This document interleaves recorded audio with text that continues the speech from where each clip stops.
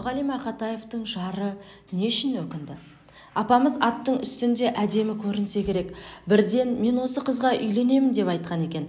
Атамыз бұл кезде 17, ал анамыз 21 жаста болатын. Жас айырмашылығына қарамастан, ауылда жүргенде бір-бірімізге хат жазып, үлкен қара тастың үстінде отырып таңдатыратынбыз. Сол кезде маған неше түрлі керемет өлеңін оқып беретін деп айтатын анамыз.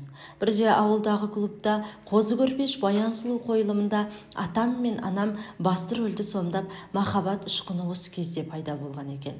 Анам көпке дейін атам жас кезінде өзіне жазған хаттарды жинамаған үшін өкініп жүрді, дейді келіні. Ақын жүрегін маздатқан ару бұл кезде ауылға жаңадан келген жас маман болатын.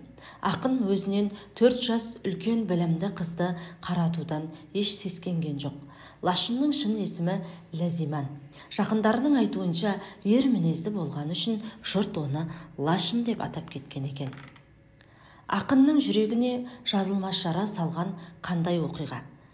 Ендеше келесі видеоны міндетті түрде қараңыз.